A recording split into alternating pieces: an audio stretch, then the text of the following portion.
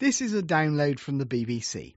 For more information and our terms of use, go to www.bbc.co.uk/InTouch. Good evening. It's good to share, we're always told as kids, but not road space, apparently. The row about shared spaces goes on.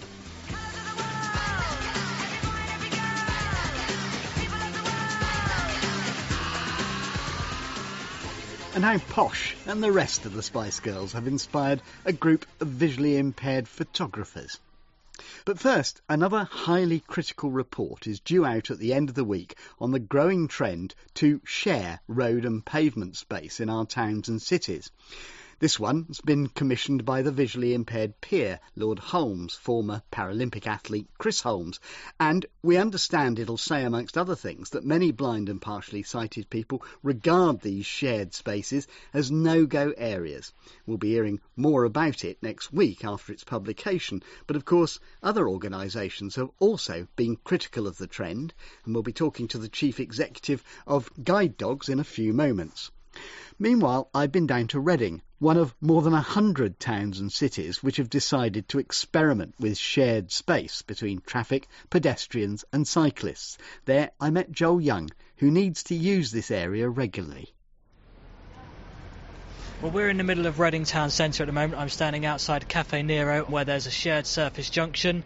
The junction itself is interchange from St Mary's Butts, Broad Street, Oxford Road and West Street. It's the main gateway really to the shopping area of Reading. There's lots of restaurants and over 2,000 buses pass through this junction every day, as well as private cars, taxis and cyclists. They're allowed through this junction at certain times of the day, including lunchtime. So what's the problem with it for you?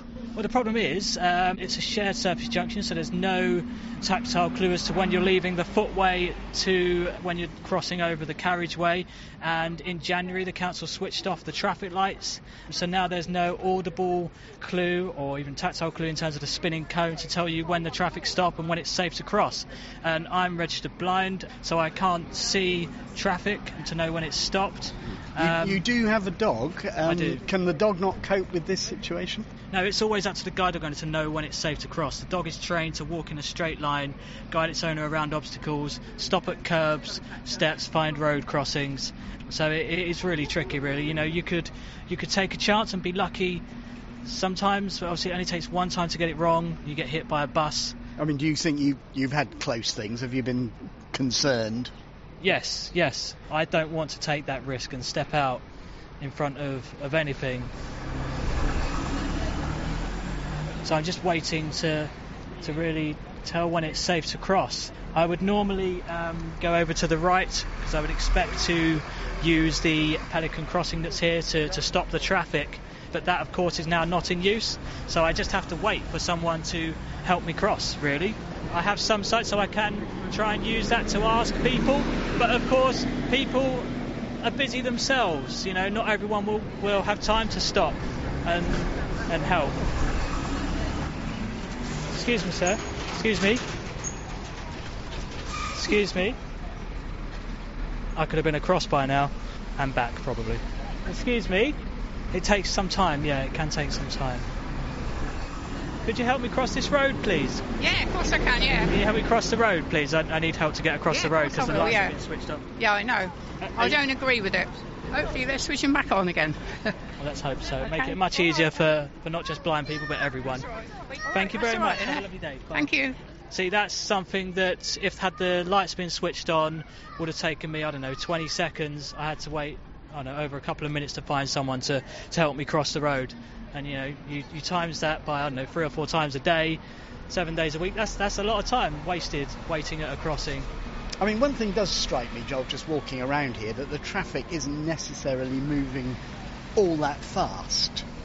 Well, the idea of shared services is to create a scene which encourages traffic to slow down. However, I actually feel that traffic doesn't slow down, and let's not forget, even if you get hit by a vehicle the size of a bus travelling even 10 miles an hour, that's going to hurt. It would certainly impact on my dog and would considerably knock my confidence when out and about again. Would you avoid this area? I mean, can you avoid this area to do what you need to do?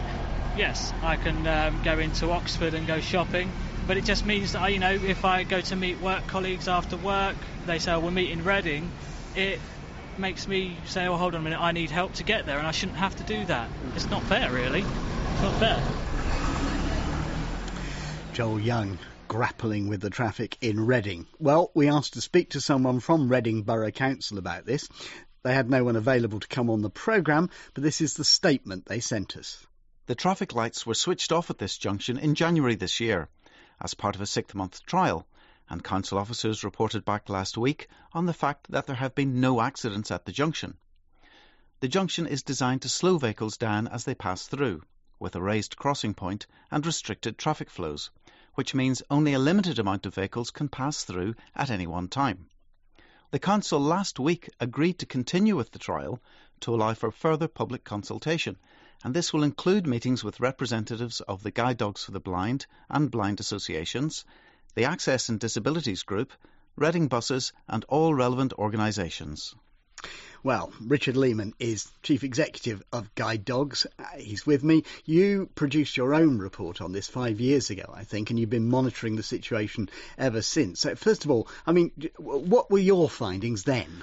Well, then we found, as sadly we do now, that for many people with sight loss, shared surfaces are just a no-go area. We believe, our service users tell us, that they're not safe, and we know that over 90% of our clients now avoid shared surfaces, and 42% of them have had a near miss. So to be perfectly honest, it's not got better. If anything, it's got worse. And yes, consultation is important, but consultation is a two-way exercise, and we really do wish that local authorities would recognise their duties under the Equality Act and make provision for people with sight loss. Now, Reading say, as you heard there, that the switching off of the traffic lights was designed to slow traffic and that there have been no reported accidents in the 6 months since the experiment started. What's your reaction to that? Well, sure, it's not surprising because people with sight loss avoid that area. So the number of accidents actually isn't a measure of whether or not they're safe. And, the whole idea of creating a space where eye contact is important is completely meaningless to blind and partially sighted people. It's crazy. The supporters of the idea, and there are some, they say the idea is to cut down restrictive rules and encourage consideration between road users, drivers, cyclists and pedestrians. What do you want to see happen? We would advocate a safe space where it's easily recognisable, it's separate and it's a delineated area where vulnerable pedestrians can feel safer. We still believe that you need a curb, to be perfectly honest. So do you think the idea of shared space can work at all for blind people? It can work provided the area between where they're safe and where there is traffic is delineated. A curb is an important part of understanding where the danger begins and where it stops. And what about accidents? Because as he said there, that you've given your reason why there haven't been accidents, but is there a bit of crying wolf here? Have there really been many accidents? Well, 42% of our service users have had a near miss. Interestingly, and it's almost a perfect storm that's building up. A number of our service users have actually been hit by electric cars, which is another menace to people with sight loss. Richard Lehman. So, what's the basis of this idea and what do its supporters think it achieves? Phil Jones is a transport planning specialist who has 25 years' experience of highway design and has worked on a number of these schemes. Phil, in a nutshell, what's the idea behind what some blind people think seems to be completely mad? I think essentially there is a view that the very strong regulation of our streets, of dividing spaces up, of putting a lot of controls in, guardrail, lots of signs and clutter, has really done some damage to our town centres. It's made them, for many people, quite unfriendly and unattractive places.